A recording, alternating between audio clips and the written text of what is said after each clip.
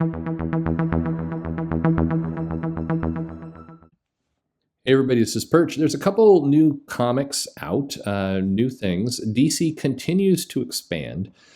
They announced about a week or two ago a bunch of new series that they're doing throughout the rest of the year, and there's a bunch of names on there, some surprising names on there, like a Buddy Crush and Lobo book and some other pieces. But one of the books that wasn't on that list, but we have been tracking and wondering about for a while, is Brian Michael Bendis's Checkmate, or as it was originally going to be called, Event Checkmate, or Leviathan, Event, Leviathan, Manhunter, Checkmate, Event, Checkmate. I don't know. I always kind of laughed about the idea of shoving event in the title of an event, but anyway, it is what it is. Now this title is just called Checkmate. It is a limited series. It is, basically going to be part of their June solicitations and plans. We don't have all those yet, but I expect them to kind of come in here later today, and then, I'll be doing another video on that, so it'll be exciting. But this is, back. It is Brian Michael Bendis. It's Alex Malev and Dave Stewart. And this is the, going to have a cast of thousands and a brand new underworld assassin known only as somebody who looks and acts completely like Silencer, but isn't called Silencer, so Bendis can get the licenses for himself. I mean, sorry, it's just somebody new.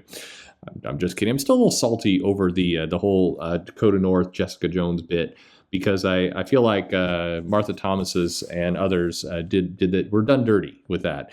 To be clear, she did not have that feeling in the interview it did with her, but I just feel like, you get this character, you put him out, it's pretty cool, and then we basically make another character very similar but different enough so that the royalties can go to someone else. I don't know.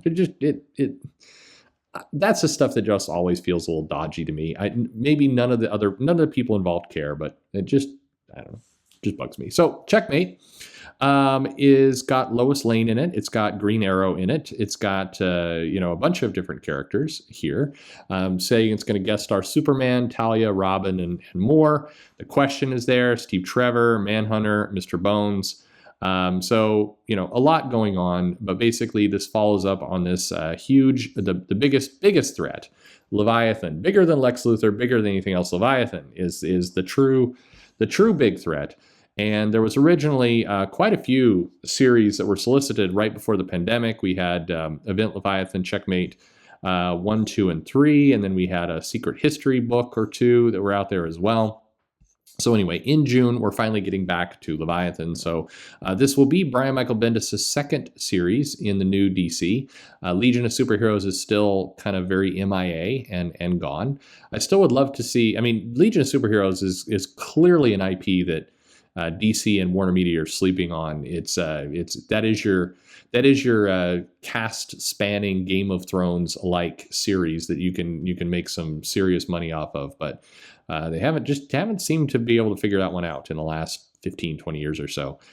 Anyway, Checkmate coming out in June. So that's there you go. That's one new series. There's another one that's getting billed, and this is, I believe, a Black Label book, but this is another James Tynion title called The Nice House on the Lake. And it's intended to become it is a Black Label book. That's right. I'm seeing the cover now. It is a horror-ish book. And it's a little private story, does not seem to be set in DC continuity at all. It's, people go off to a wonderful little beautiful house by the lake in the woods that, and as we know from movies and things, that nice isolated houses in the woods are perfect and nothing would possibly go wrong at this situation. But this is a 12-issue limited series that's going on there by James Tynion, breaking out from Batman to basically, have a girl go swimming in a lake full of bones. So that's what our cover tells us, and I'm sure it'll be great. And then there is also the arrival of Wonder Woman Black and Gold. I know I may be completely it may be just me.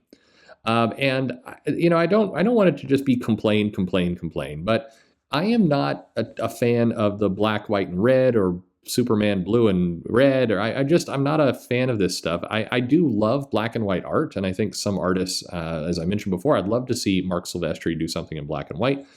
I would like it to just be black and white. This addition of another color, it's I don't know. A long time ago, there was this movie Schindler's List, and it was a black and white film, and then they would inject red every now and then, very, very sparingly, to kind of add poignancy to the scene. And it was an interesting gimmick. It was an interesting kind of technique that was used, and it's been used many times since. But I don't like it. I think it worked well there, and I think a lot of the clones continued to do this. But regardless, we're getting Wonder Woman black and gold, which will be black, white, and gold. The gold mainly being her little headdress and her lasso, and the little eagle insignia on her chest will be gold. And so we're getting a bunch of artists here: Becky Cloonan, Ryan Sook, Amy Reeder, Morgan Bream, Ming Doyle. And then a cast of different writers: John Arcudi, Becky Cloonan again, Amy Reeder again, AJ Mendez, Nadia Shamas. So anyway, it's a 6-part series, 40 pages, looks for each, and then this is going to basically tell a number of Wonder Woman stories with the addition of gold. So all right. We have that going on. And then the last comic that is new. Well, actually, there's 2 more. So I mentioned before, there's 3 more. What am I saying? Oh, there's so many new comics here. We do get the Crush and Lobo series. This is written by Mariko Tamaki of I Am Not Starfire fame and other things. No, she's also doing Detective Comics. Anyway, this is Crush is on full-on self-destruct mode. Crush has blown up her relationship with her girlfriend Katie. I thought there was like a romance angle they were trying to do in Teen Titans with the guy on the team, but maybe I'm clearly mistaking it. Anyway, Crush decides to go confront her father, and we get some daddy-daughter issues as Crush is trying to sort out her relationship with her girlfriend. So there you go. And then we get Batman: The Adventures Continue, which is kind of cool here. This is Alan Burnett, Paul Dini, with Ty Templeton on art. That's pretty nifty. So this is digital that then is going to make its way to print. And this is in theory, it's a limited series, but we don't know how limited it is. It's just issue number 1. It is bringing Court of Owls into the Adventures Continue world. So that's cool. And then we have Supergirl starting up, which we already talked about. This is the Tom King 8-part.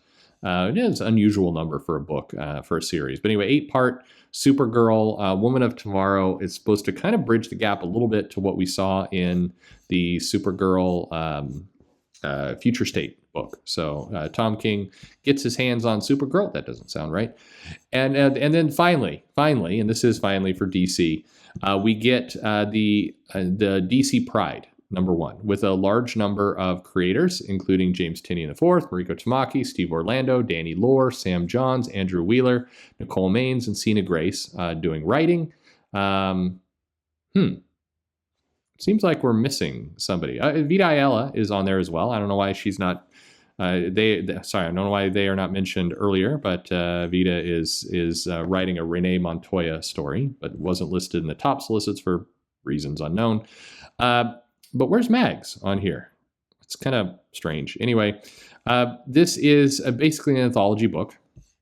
It's celebrating Pride, and it's going to feature Batwoman, Renee Montoya, Alan Scott, Midnighter, Apollo. Why are they not doing a Midnighter Apollo book? This is Midnight Apollo are a couple that I think have a lot of broad fan support, customer support from all different demographics. I think that the Authority won people over on that couple, and it's weird that they put in they'll do comic books for an LGBTQ audience with these very obscure characters, and then it doesn't sell particularly well. And it's like, you've got Midnighter and Apollo right there. Like, what are you doing? But anyway, we get Harley Quinn and Poison Ivy, Constantine, and more. As I mentioned, Renee Montoya is being written by Vita Ayala. Pied Piper by Sina Grace from way back in that Bill Nassner-Loeb's, run that he did. So anyway, some other things. Dreamer, the trans woman from the CW Supergirl show. So this is all coming out. Lots of variant covers that are there, and this is what DC. So a lot of number ones in June from DC, and I didn't even mention, because we already did, the Infinite Frontier number 1 of 6 officially launches there as well from Josh Williamson and Mitch Gerard. So a lot happening. A lot of number ones as DC continues to expand their line in June. What are you buying? What are you interested in? Let me know in the comments below.